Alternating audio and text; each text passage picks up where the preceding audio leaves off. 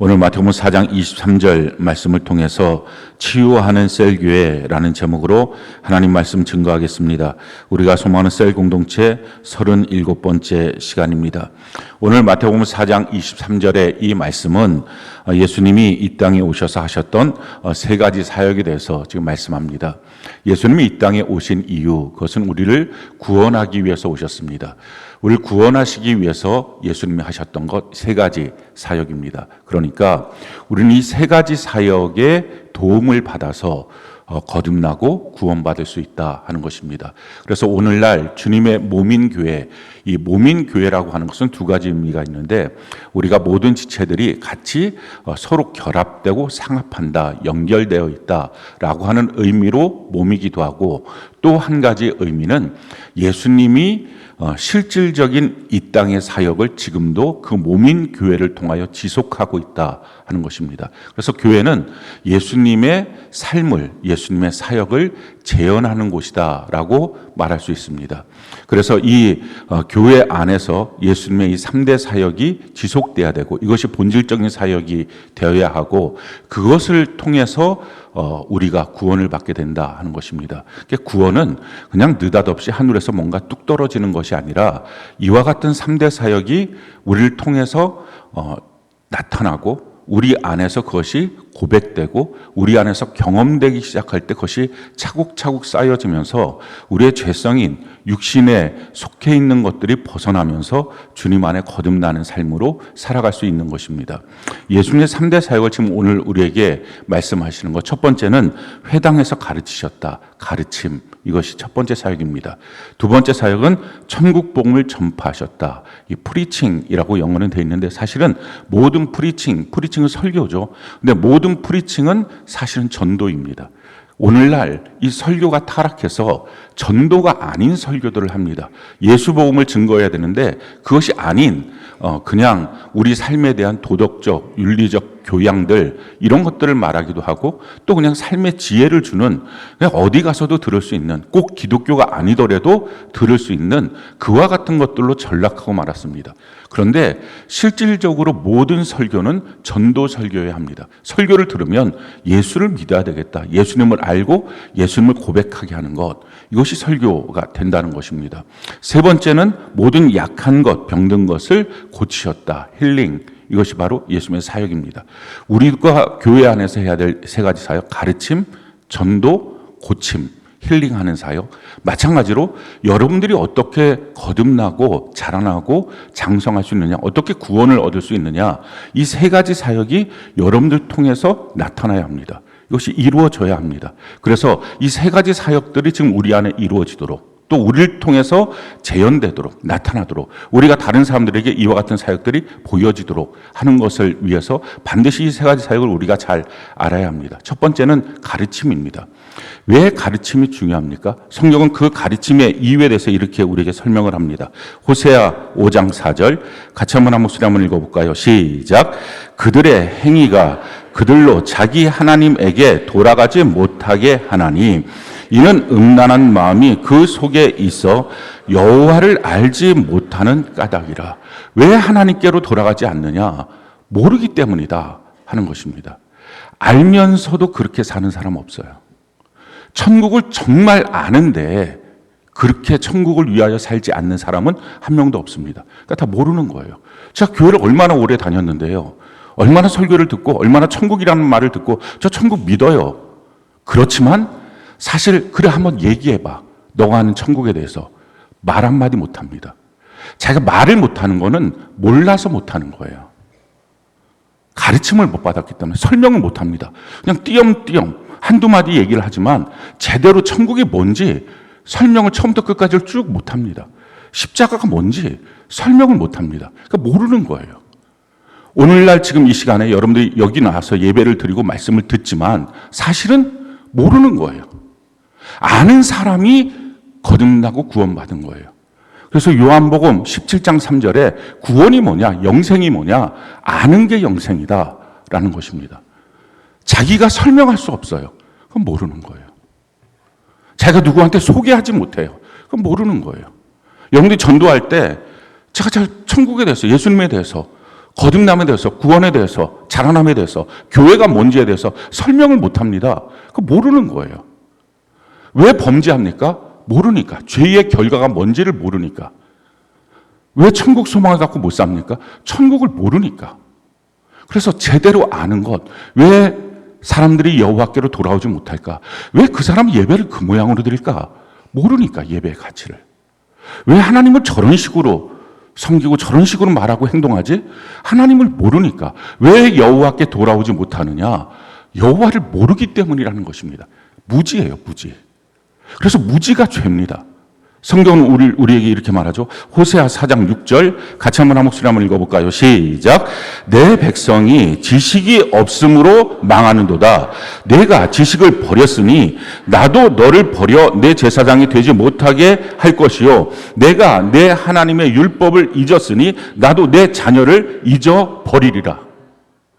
너가 지식을 버렸으니 지식에 대해서 잘 모르겠다 팽개쳐놓고 그냥 그렇게 교회를 나와서 예배 드리는 모습은 갖고 있지만 자기 머릿속에 자기 마음속에 남은 게 하나도 없으니 나도 널 버리겠다 하는 것입니다. 너가 하나님의 말씀 제대로 읽지도 않고 제대로 듣지도 않았으니 나는 너 자녀를 버릴 것이다 라는 것입니다. 이게 하나님의 말씀이에요. 정말 제대로 알고 제대로 들어야 돼요. 그래서 성경이 우리에게 뭐라고 말합니까? 호세아 6장 3절 같이 한번 한 목소리 한번 읽어볼까요? 시작. 그러므로 우리가 여호와를 알자, 힘써 여호와를 알자. 그의 나타나시면 새벽빛같이 어김없나니 비와 같이 땅을 적시는 늦은 비와 같이 우리에게 임하시리라 하리라. 여호와를 알자. 근데 보통 아는 게 아니라 힘써서 알아야 된다. 하나님은 어떤 분이시라고요? 어김없으신 분. 그러니까 이랬다 저랬다 하지 않고 여기서는 이 말했다 저기서는 저 말했다 하지 않는 분, 제대로 성경을 알기만 하면 야, 하나님 정말 이런 분이구나, 한결같으신 분이구나. 그래서 하나님을 믿는다는 것은 그 한결같은, 그래서 그걸 진리라고 말하는데 어느 시대 어느 장소에서도 동일하시기 때문에 그 하나님을 제대로 알아야 된다라는 것입니다. 자기 멋대로 하나님을 아니까 그냥 귀에 검은 귀걸이, 코에 검은 코걸이, 자기가 원하는 대로 여기저기 써먹는 하나님이 아니라 정말 하나님을 알아야 되는 것, 이것이 중요하다 하는 것입니다. 교회 나와서 그래서 꼭 필요한 게 뭡니까? 가르치는 교회, 배우는 성도예요. 배우기를 싫어하는 것이 성령이 소멸된 상태입니다. 아니면 성령을 받지도 못한 상태입니다. 가르치는 교회가 되지 않는다는 것은 그 리더가 성령이 없는 상태입니다. 성도들을 보면서 가르칠 생각이 안 들어요. 정확하게 말해줄 생각이 없어요. 아니 말해줄 지식도 없어요. 그건 성령이 없는 거예요. 제가 좀 지식이 없어서, 제가 좀 학식이 부족해서가 아니라 성령이 소멸하면, 그래서 사도행전 2장 42절에 보면 성령을 받고 난 다음에 그들이 나타나는 형상, 사도의 가르침을 받아 서로 교제하고. 아니 사람이 교제를 모를까요? 서로가 서로를 만나고 말하는 거, 이걸 모를까요? 그런데 그것부터가 배우는 거였어요. 사도의 가르침을 받아 교제하고 기도하고 떡을 떼는 그와 같은 일들을 그들은 했다라는 것입니다. 가르치는 교회, 배우는 성도. 그래서 배우기를 싫어하면 성령이 없는 거예요. 양육받았어요. 제가 왜 양육받아요? 성령이 없어서 그러는 것입니다. 양육해줄 지식은 있느냐? 성령의 감동은 있느냐? 설명해줄 능력은 있느냐? 그게 없는 게 리더가 성령이 소멸된 상태입니다. 정확하게 알아듣고 정확하게 배워야 합니다. 그래서 가장 불행했던 성경의 시대가 사사시대인데요. 한 200년 정도의 시대예요. 이 사사시대의 특징이 뭐냐? 자기 자녀에게조차 하나님의 말씀을 가르쳐주지 않았어요. 남은 고사하고 자녀에게조차 가르쳐주지 않은 거예요. 그래서 성경이 우리에게 이렇게 말합니다. 사사 2장 7절 10절 같이 한번 한 목소리 한번 읽어볼까요? 시작. 백성이 여호수아가 사는 날 동안과 여호수아 뒤에 생존한 장로들 곧 여호와께서 이스라엘을 위하여 행하신 모든 큰 일을 본 자들이 사는 날 동안에 여호와를 섬겼더라. 그 세대의 사람도 다 그 조상에게로 돌아갔고 그 후에 일어난 다른 세대는 여호와를 알지 못하며 여호와께서 이스라엘을 위하여 행하신 일도 알지 못하였더라. 여호와를 알지 못하는 것입니다. 자기 자녀들이, 다음 세대가 여호와를 알지 못하는 세대가 등장한 것입니다. 근데 사사 200년의 사사 시대는요, 다 매일같이 제사를 드렸어요. 하나님을 섬겼다고요. 그들의 회막도 있었어요. 그런데 성경은 말합니다. 그는 여호와를 몰랐어. 지금도 동일하게 와서 예배를 드리고 내가 예배 드리는 시간이 뭐 모태신앙이면 모태신앙만큼 또 몇십 년이면 몇십 년만큼 예배를 드립니다. 근데 하나님을 알고 있느냐 하는 거예요. 여호와를 알고 있느냐. 여호와를 알면 경외하지 못할 자가 없어요. 여호와를 알면 자기의 생각을 사로잡아 복종시키지 못할 자가 없어요. 여호와를 알면 자기의 이익을 주님의 교회 앞에 꺾지 못할 자가 없어요. 몰라서 못하는 거예요. 그게 왜 갈등이 될까요? 모르니까. 정말 하나님을 아는 것. 그것이 너무 중요해요. 알지 못하면 아무것도 안 됩니다. 우리 교회에서는 우리 다음 세대들을 위해서 성경 읽기를 먼저 시작하죠. 리딩 바이블 합니다. 그래서 교회학교 처음부터 쭉 계속 제대로 지나왔으면 교회학교를 졸업할 때, 고등학교를 졸업할 때 성경 6독을 하게 되어 있습니다. 여러분들 중에 아마 우리 교회 성도들 대부분은 10독 이상이 됐을 텐데 아직도 1독이 안 되신 분이 혹시 있을지 몰라요. 반드시 성경 읽어야 돼요. 성경도 못 읽으면서 무슨 그리스도인이에요. 성령도 없으면서 어떻게 그리스도인이에요. 내 교회에 뿌리 내리지 못해놓고 어떻게 그리스도인이에요. 그리스도인이라고 하는 것은 성령도 받고 성경도 알고, 그래서 1년 동안 올해 우리 목표가 이제 성령과 교회에 대해서 완성을 지으는 것입니다. 작년까지 우리가 매일 성경 통독 큐티를 통해서 성경에 대해서 완성을 짓고, 그래서 하나님의 은혜 수당이라고 하는 성령 성경 교회에 대해서 올해까지 완성을 짓고, 내년도서부터는 진짜 성경적 교회의 원년으로 삼고 목회를 하려고 합니다. 그러니까 누구든지 우리 교회 오면 1년 안에 완전한 그리스도인이 되는 것입니다. 거듭나고 성령 받고 성경 읽고 그리고 셀교회 안에 뿌리 내리고 그렇게 해서 진짜 그리스도인이 되는 것. 그냥 무늬만 그리스도인으로 교회당 왔다 갔다 하는 존재가 아니라, 그래서 그를 통하여 주변 사람들이 변화되는 그 일들이 생기는 것. 이게 돼야 됩니다. 그래서 우리 교회 먼저 이 학생들 리딩 바이블 성경 6독을 하고요. 두 번에 셀교회를 합니다. 우리 장년들과 똑같이 셀로 모입니다. 그리고 세 번째 예배학교를 해서 초등학교 이상이 되면 예배학교, 또 꿈쟁이 요셉학교를 통해서 우리 교양과 예체능 이런 것들을 가르치는데, 이것도 성도들을 통해서 배움을 통해서 믿음의 교재들이 될 수 있도록 합니다. 그리고 지금 전세대 통합 예배를 드리죠. 처음에 전세대 통합 예배를 드릴 때 사람들이 막 울쿵불쿵했어요. 자녀 데리고 예배 드리는 거 피곤하고 힘들다고. 근데 지금은 거의 아닐 거예요. 새 가족들이란 모르지만 자녀 데리고 예배 드리는 게 얼마나 복되고 좋은지 몰라요. 제가 미국에 가고서 올해 미국 교회를 가서 방문했더니 다 자녀들 데리고 예배를 드려요. 자녀 따로 띄워놓고 예배 드리는 데는 미국에 있는 한국 교회밖에 없어요. 한국에 있는 그 교회 전통을 그냥 받아갖고. 근데 문제는 그렇게 띄워놓고 예배 드리는 교회치고 자녀에게 믿음이 전수되는 교회들이 없어요. 자기 자녀들 신앙교육은 못하는 거예요. 또 셀 예배도 지금 청장년 예배 드리는 것과 동일하게 자녀들도 주일 예배를 갖고서 셀 예배를 드립니다. 그러니까 가정 안에서 같이 말씀을 듣고 같이 말씀의 은혜를 나누고 같이 교제할 수 있는 거예요. 똑같은 말씀의 은혜를 나누니까. 그래서 부모가 자녀한테 믿음의 본을 보이고 예배 이렇게 드리는 거야. 하나님을 이렇게 믿는 거야. 성경에 대해서 모르는 거 자녀에게 가르쳐주고 이와 같이 신앙을 전수합니다. 근데 그러려면 뭐가 필요하죠? 부모부터 성경을 알아야 되잖아요. 매일 성경 통독 큐티하고 셀교회로 모이고 천국 복음 전파하고 가르쳐 지키게 하고 또 자기 자녀를 가정 안에서 제대로 양육하고 그리고 자기의 마음이 바뀌는 것. 그리스도는 근본적으로 마음이 바뀌어야 돼요. 마음이 세상이랑 똑같아서 이기주의, 개인주의, 자기만 알고 있고 물질주의에 빠져갖고 돈만 알고 있는 사람이라면 그가 누구든 상관없이 몇십 년을 교회 나왔던 상관없이 그는 아직도 하나도 거듭나지 않은 사람입니다. 마음이 바뀐 그런 그리스도인이 되는 것. 그래서 자기가 먼저 변화되고 자기 자녀를 변화시키는 것. 자녀가 안 변하는 이유 중에 가장 큰 이유는 자녀가 사춘기를 지나고 양육되는 동안에 부모가 제대로 예수를 안 믿어서 그렇습니다. 제가 지금까지 목회한 결과는 뭐 100% 맞는 건 아니지만, 그러니까 사실은 자녀가 안 바뀌었으면 회개해야 돼요. 저 자녀 왜 저냐 이렇게 말할 게 아니고 부모가 한 90% 이상이에요. 철저하게 회개하고 그리고 자녀 제대로 양육하고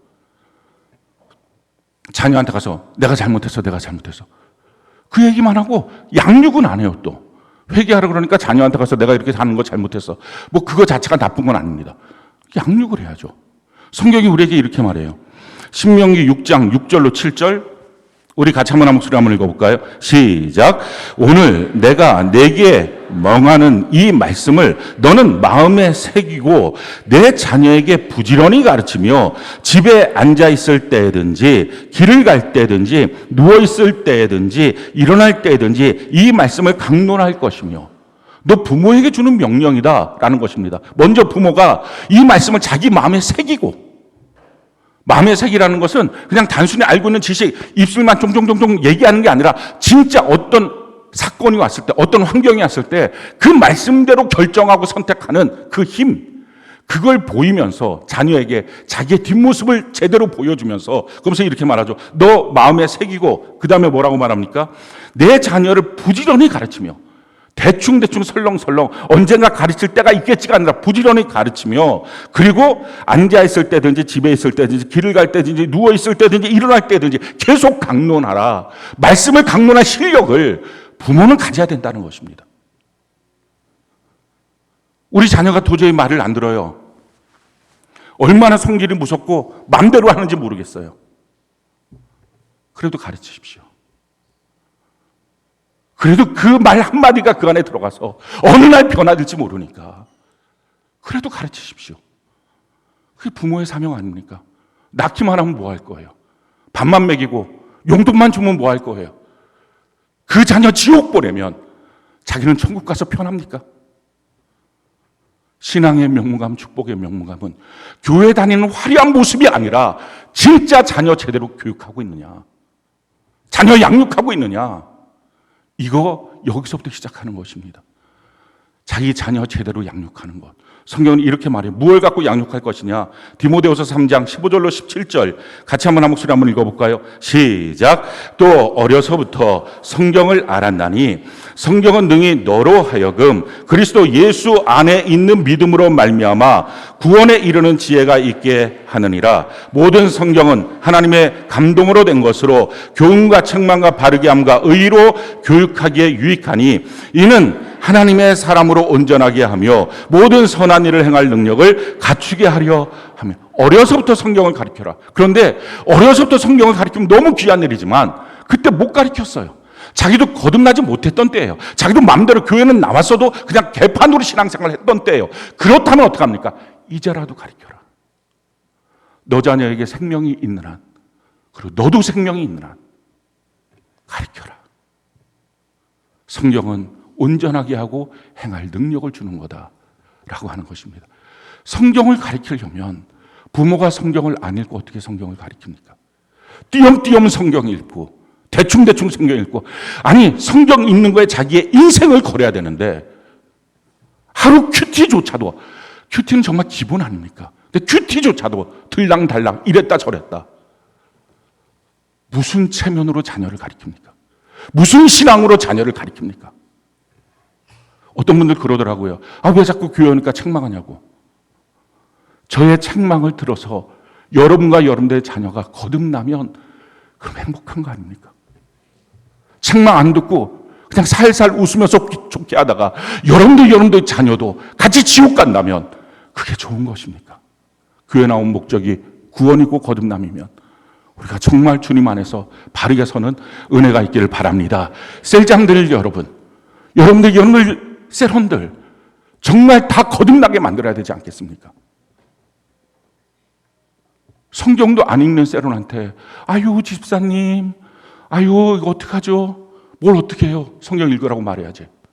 그럼 먼저 자기가 본을 보이고 아침에 일어나자마자 성경 읽고 항상 한결같이 하나님을 믿는 사람은 하나님을 닮아서 어김없는 사람입니다. 항상 그 시간에 그 리듬을 타고 신앙생활합니다. 왔다 갔다 하지 않아요. 왔다 갔다 하는 건 마귀예요. 욥기서 1장에 보면 마귀한테 물어본다. 하나님 너 어디 있었냐? 여기저기 다녔습니다. 왔다 갔다 했습니다. 오락가락 했습니다. 그럼 마귀성이에요. 하나님의 백성, 세상 사람들은 어떡하죠? 어김없이 하는 것 없어요. 약속 지키면 어김없이 지킵니까? 한두 번 그럴 수는 있어요. 근데 그렇지 않아요. 이게 세상이에요.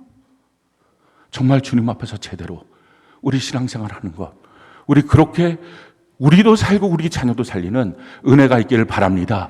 왜 이렇게 성경을 강조할까요? 왜냐하면 성경대로 심판해서 그래요. 성경은 우리에게 이와 같이 말합니다. 요한계시록 22장 18절 19절. 우리 같이 한번 한 목소리 한번 읽어볼까요? 시작. 내가 이 두루마리의 예언의 말씀을 듣는 모든 사람에게 증언하노니 만일 누구든지 이것들 외에 더하면 하나님이 이 두루마리에 기록된 재앙들을 그에게 더하실 것이요 만일 누구든지 이 두루마리의 예언의 말씀에서 제하여 버리면 하나님이 이 두루마리에 기록된 생명나무와 및 거룩한 성의 참여함을 제하여 버리리라. 더해서도 덜해서도 안 된다. 그거 다 천국 못 들어가는 거다라고 하는 말씀입니다. 아니, 성경을 모르는데 어떻게 더해서도 덜해서도 라는 게 적용이 되겠어요? 성경에 정통하고 능통해야 그리스도인입니다. 그런데 있는 시간 전체를 갖고 허튼 시간 보내지 말고 정말 성경을 읽으십시오. 성경은 우리에게 이렇게 말합니다. 요한복음 12장 48절. 우리 같이 한번 한 목소리 한번 읽어볼까요? 시작. 나를 저버리고 내 말을 받지 아니하는 자를 심판할 이가 있으니 곧 내가 한 그 말이 마지막 날에 그를 심판하리라. 주님이 하셨던 그 모든 말씀, 성경 말씀 전체, 그의 마지막 날 그 사람을 심판할 것이다 라는 거예요. 성경대로 심판해요. 어떤 사람이 이렇게 말합니다. 어떻게 성경대로 살아? 그럼 지옥 가야 돼요. 성경대로 살 수 있는 능력이 있어요. 왜? 성경을 읽으면 그 성경은 잘 깨닫게 할 뿐만 아니라 온전하게 하고 할 수 있는 능력도 주는 것이 성경입니다. 성경 말씀을 제대로 읽으시기 바라요. 우리가 양육을 받는다고 할 때, 저 양육팔 보고 또 양육 우리 자료 보고서 양육 받았어요. 근데 성경은 이렇게 말합니다. 골로새서 1장 28절로 29절. 우리 같이 한번 목소리 한번 읽어볼까요? 시작. 우리가 그를 전파하여 각 사람을 권하고 모든 지혜로 각 사람을 가르침은 각 사람을 그리스도 안에서 완전한 자로 세우려 함이니 이를 위하여 나도 내 속에서 능력으로 역사하신 이의 역사를 따라 힘을 다하여 수고하노라. 양육의 목적은 그가 완전한 자가 되는 거예요. 몇 가지 신학적인 지식을 아는 게 아니라 완전한 그리스도인, 완전하게 예수를 카피한 사람, 예수의 생애가 재현되는 사람, 평생 하는 것입니다. 평생. 그래서 뭐라고 말합니까? 나도 내 속에서 역사하시는 이의 그 역사를 따라서, 성령을 따라서 힘을 다하여 수고하는 것. 대충 설교할 때도 웃으면서 그냥 이렇게 웃기는 얘기 몇 마디 하고 농담 삼은 얘기하고, 저는 개척하고 난 이후부터 그거 절대 안 합니다. 왜냐하면 지금 이 시간에 이 예배 말씀을 듣고 어쩌면 오늘 소천하는 분이 있지 않겠습니까? 그럼 그 사람 앞에서 대충 농담하고 대충 얘기할 수 있겠어요? 생명 걸고 해야 되죠. 힘을 다하여 수고해야 되죠. 내 안에 성령이 역사하고 있다면, 셀장 여러분, 부모 여러분, 힘을 다하여 수고하시기 바라요. 제대로 양육하도록. 그래서 그 사람과의 관계가, 그래서 내 자녀와의 관계가 끊어지면 어떡하냐고요? 그러면 안 끊어지고 붙잡고 있다가 지옥 가면 그럼 그때는 어떡할 거예요? 제대로 신앙생활을 하는 거. 성경은 우리에게 그래서 이렇게 말해요. 디모데전서 4장 16절 같이 한번 목소리 읽어볼까요? 시작. 내가 내 자신과 가르침을 살펴 이 일을 계속하라. 이것을 행함으로 내 자신과 내게 듣는 자를 구원하리라. 계속하라. 이것으로 목사가 구원받는 방법, 저 예수 믿어요. 그걸로 구원 못 받아요. 끊임없이 가르치는 것, 죽는 그날까지 가르치는 것, 이것으로 구원받고요. 성도가 어떻게 구원받습니까? 저 예수 믿어요. 이걸로 구원받는 게 아니라 끊임없이 배우는 것, 이것으로 구원받아요. 부모가 어떻게 구원받아요? 자기 자녀 끊임없이 가르치는 것, 이것으로 구원받고, 자녀 어떻게 구원받아요? 끊임없이 배우는 것, 이것으로 구원받아요.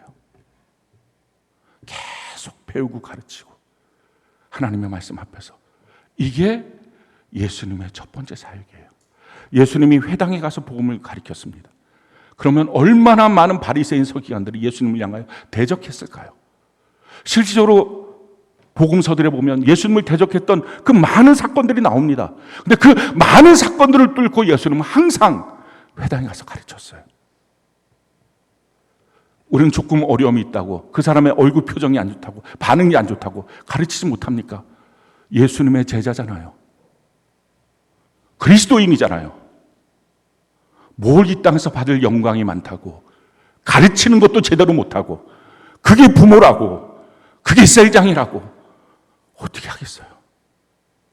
배우는 것도 제대로 안 하면 그게 무슨 자녀고 그게 무슨 성도입니까? 우리 진짜 주님 안에서 이게 모르면 무지로 죄예요. 그리고 지옥 가요.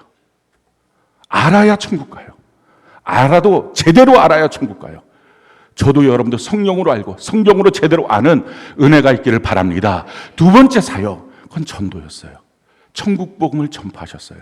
예수님이 친히 이렇게 말씀하셨어요. 마가복음 1장 38절, 우리 같이 한번 목소리 한번 읽어볼까요? 시작.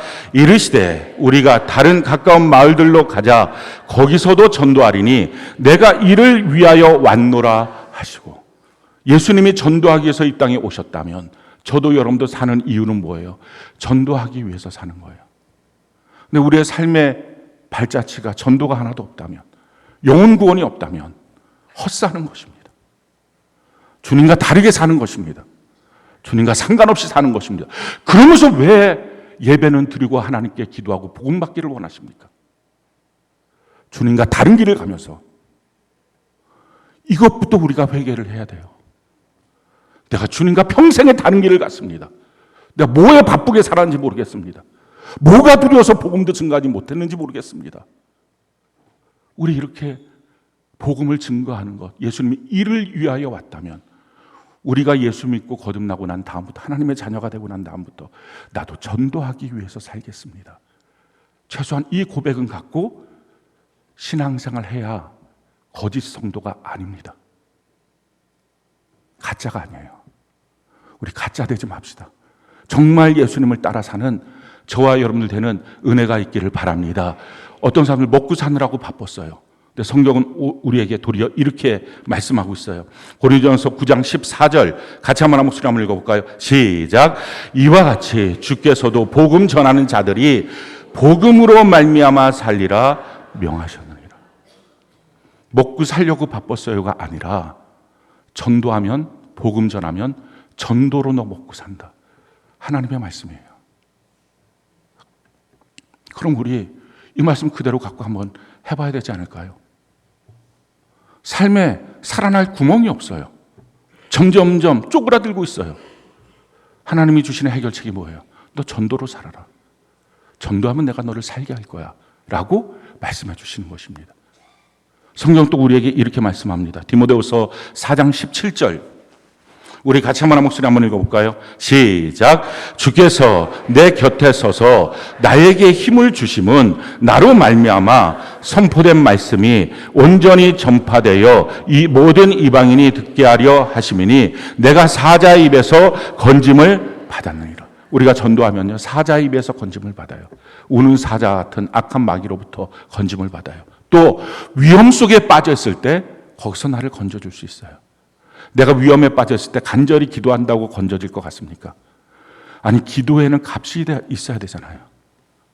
내가 널 건져내는데 그래, 너는 무슨 값으로 건져달라고 말하니?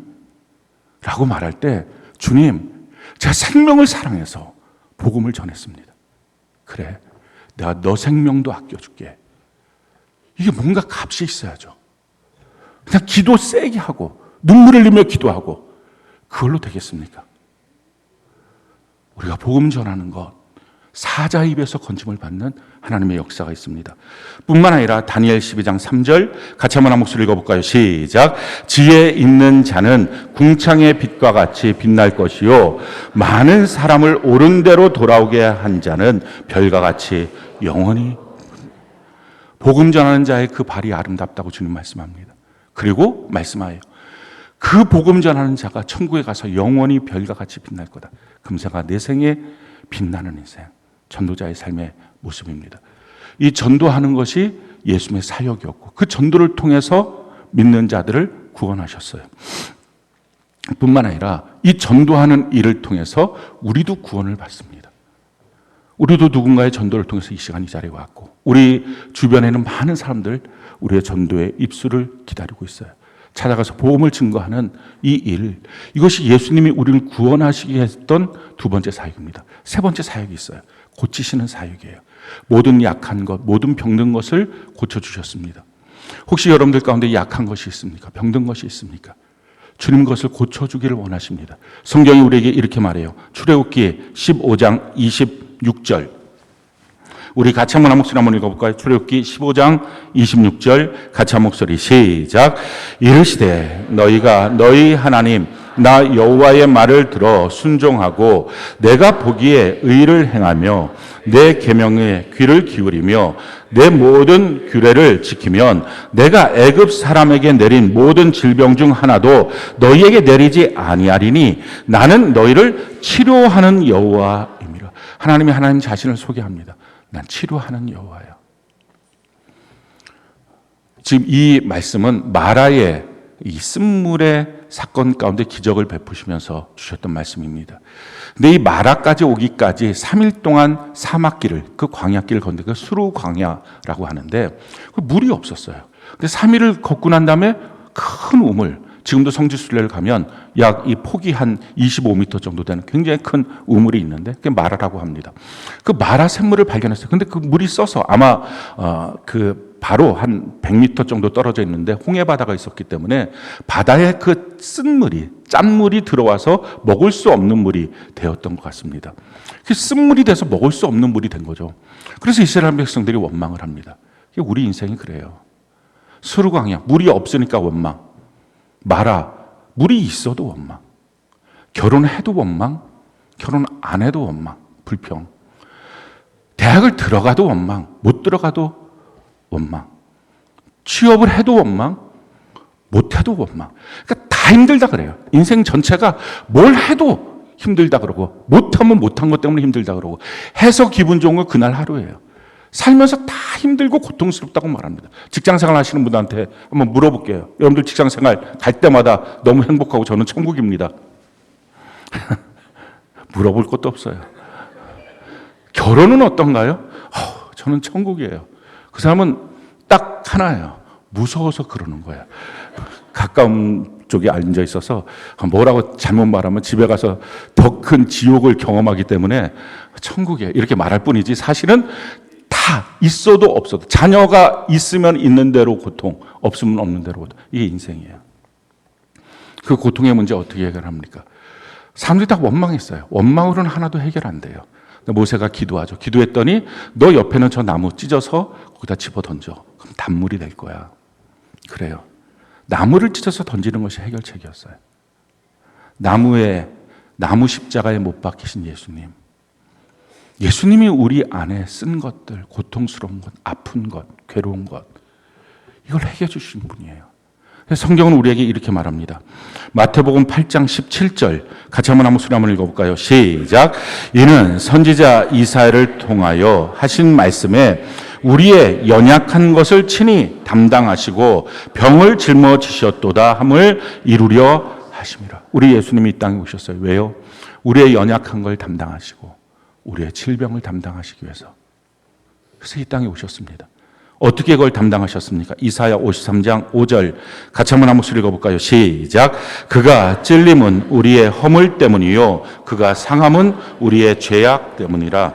그가 징계를 받음으로 우리가 평화를 누리고 그가 채찍에 맞음으로 우리는 나음을 받았도다. 예수님이 채찍에 맞음으로 우리의 모든 질병을 담당하셨어요. 내가 다 아팠으니까, 내가 죽었으니까 너는 아프지 마라. 너는 고통스럽지 마라. 너는 연약해 있지 마라. 이게 주님이에요. 그래서 예수님의 구원은 단지 마음속에서 영적인 차원에서만 일어나는 게 아니라 우리 삶의 구원이 됩니다. 우리 몸의 구원이 됩니다. 그걸 경험해야 신앙이 진짜가 돼요. 병들었을 때 기도해서 주님이 치료하시면 저는 그렇게 고백해요. 병이 나은 게 감사한 게 아니라 주님이 저를 터치하셨어요. 그게 너무 감사한 거예요. 주님 나 같은 자를 만져주셨어요. 성경에 보면 문둥병자들이 와서 주님께 와서 주여 우리를 좀 고쳐주세요. 주님의 뜻이라면 우리를 좀 낫게 해주세요. 라고 이렇게 외칩니다.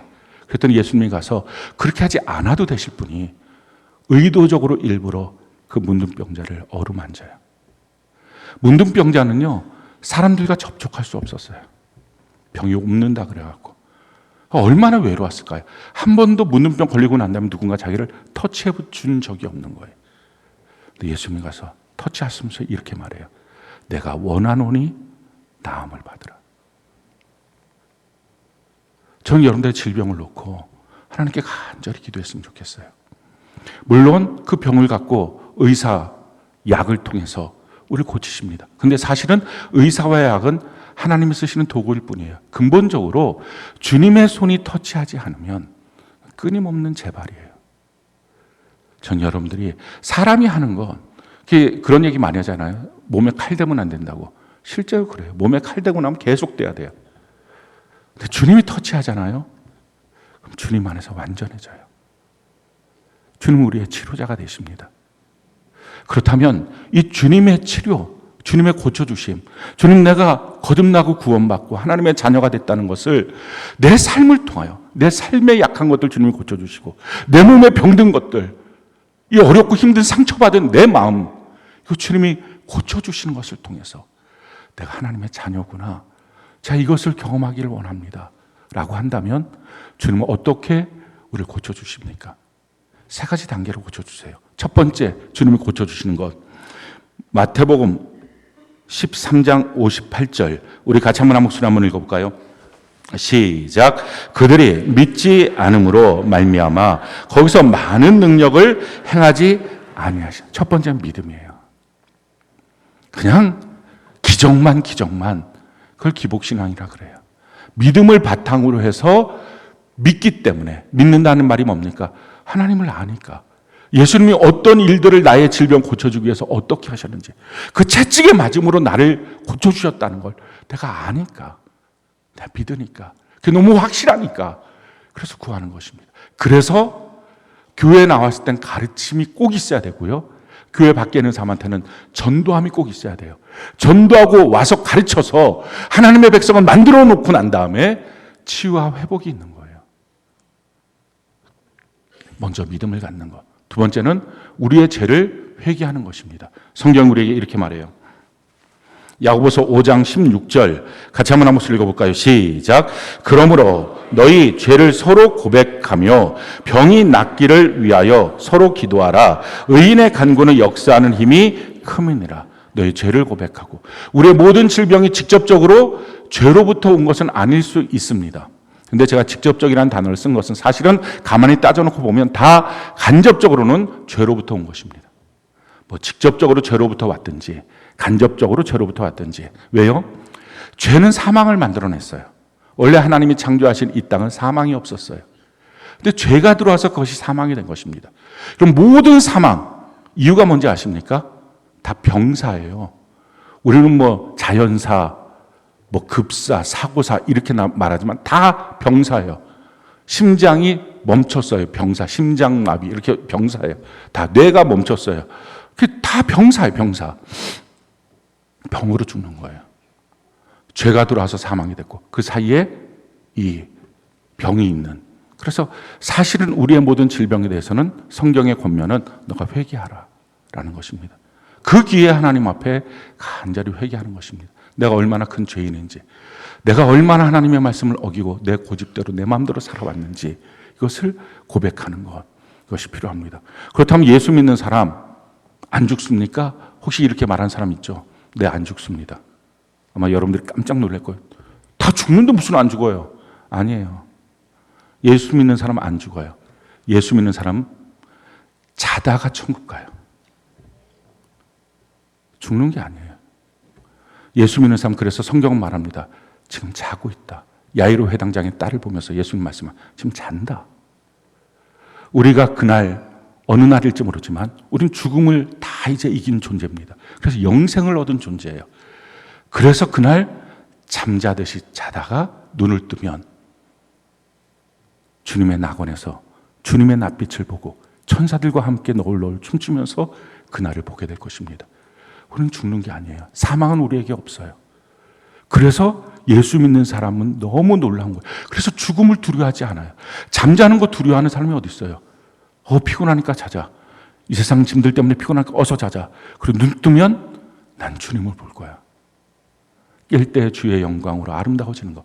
그래서 죽음을 절대로 두려워하지 않습니다. 죽음 앞에 슬퍼하지도 않습니다. 도리어 감사하고 기뻐할 수 있습니다. 이게 그리스도인의 삶의 모습입니다. 우리가 천국이 있다는 것. 어떤 분들도 이렇게 말할 수 있어요. 목사님 천국 가보셨나요? 뭐 천국을 이렇게 있다고 리얼하게 설명을 하십니까? 성경이 천국에 대해서 너무 리얼하게 설명을 하니까 설명을 합니다. 또 한 가지 이유, 부인할 수 없는 한 가지 사실, 예수님의 십자가예요. 예수님이 오셔서 세상에 어느 성인들도 마찬가지 아닙니까? 좋은 가르침을 주고 죽었어요. 예수님도 오셔서 좋은 가르침을 주고 죽으시면 돼요. 왜? 천국이 없다면. 그럼 이 땅에서 어떻게 살 것인지를 가르치고 그냥 죽으시면 돼요. 근데 예수님은 십자가에 못 박혀 죽으셨어요. 우리의 죄를 대신 짊어지셨어요. 왜? 죄가 있으면 천국을 못 가니까. 예수님의 십자가에 죽으심은 역사적 사건입니다. 그래서 우리는 고백하는 거예요. 천국이 정말 실제하는구나. 우리가 천국 가도록 우리 신앙생활 그렇게 제대로 하는, 그래서 병이 들었을 때마다 우리의 죄를 고백하고 죄를 씻고 주님의 터치를 기다리고, 저는 여러분들이 어떤 질병이든지 마음의 고통 속에서도 환경 속의 고통 속에서도 주님이 우리 가정에 우리 집에 신방 오셔서 나를 안수해 주셨군요. 내 아픈 곳을 주님이 손을 얹어 만져주셨군요. 그 피 묻은 손으로 주님이 나를 터치해 주셨군요. 그 기쁨, 그 행복, 그 은혜, 저는 여러분들이 그것을 다 소유하는, 거듭난 주의 백성이라면 다 소유하는 은혜가 넘치길 바랍니다. 세 번째는요, 우리가 이렇게 죄를 고백할 뿐만 아니라 혼자서 기도하는 것보다 같이 함께 모여서 중보하며 기도하는 것, 이것이 죄를, 그 질병을 쫓아내는 놀라운 능력이 있습니다. 성경이 우리에게 이렇게 말해요. 시편 147편 2절부터 4절까지 같이 한번 목소리 한번 읽어볼까요? 시작. 여호와께서 예루살렘을 세우시며 이스라엘의 흩어진 자들을 모으시며 상심한 자들을 고치시며 그들의 상처를 싸매시는도다. 그가 그 별들의 수요를 세시고 그것들을 다 이름대로 부르시는도다. 주님께서 예루살렘 교회를 세우시고 이스라엘 흩어진 자들, 저와 여러분들 불러주셨어요. 모아주셔서 상심한 것, 마음이 상한 것을 고쳐주시고, 우리 몸에 있는 상처들, 질병의 상처, 가난의 상처, 저주의 상처, 이걸 다 고쳐주시고 우리를 별처럼 존귀하게 만드십니다. 너희들이 서로 죄를 고백하고 서로 기도하라. 질병이 있습니까? 셀의 중보 기도를 요청하세요. 어떤 분들은 자기를 공개하냐고. 자기를 공개하지 않는 것, 그게 아직 셀에 뿌리 내리지 못한 거고, 아직 교회로부터 단 하나도 받지 못하는 거예요. 받으셔야죠. 교회에서. 그래야 거듭난 백성이죠. 교회를 오래 다니고 지식적으로 알고 있는 예수님 내 구주라고 하는 그 사실이 자기를 구원시킨다는 착각들을 하지 마십시오. 진짜 믿음이 있어야지. 진짜 믿음. 성령을 구하여 성령을 받고, 성경을 읽고 날마다 읽어서 하나님의 말씀을 분명히 알고, 교회 안에 뿌리 내리고, 우리 평생의 교회 안에 뿌리 내려야 합니다. 흔들릴 때마다 더욱 뿌리 내리고, 그래서 교회로부터 받는 공급을 받아야 신앙이 실제가 되고 자기도 그 신앙대로 살고 말할 수 있어요. 교회로부터 공급받지 못하면 아무것도 못합니다. 성경 우리에게 이렇게 말하고 있어요. 마가복음 16장 17절로 18절, 우리 같이 한번 목소리 한번 읽어볼까요? 시작. 믿는 자들에게는 이런 표적이 따르리니 곧 그들이 내 이름으로 귀신을 쫓아내며 새 방언을 말하며 뱀을 집으며 무슨 독을 마실지라도 해를 받지 아니하며 병든 사람에게 손을 얹은즉 나으리라 하시더라. 믿는 사람들에게 나타나는 표징입니다. 먼저 예수님의 이름으로 귀신을 쫓아내고, 귀신에게 농락당하지 말고, 귀신이 무서워, 귀신이 두려워, 자꾸 귀신을 보니까 겁이 나. 아니, 예수 믿는 사람이면 뭘 귀신 앞에 그렇게 두려워합니까? 예수의 이름으로 귀신을 쫓아내고, 그 다음에 뭐라고 말합니까? 새 방언을 말하고, 우리의 입술이 바뀌어지는 거죠. 복된 말들을 하기 시작해요. 축복의 말을 하는 거예요. 이 축복의 말이라는 게 너무 중요해요.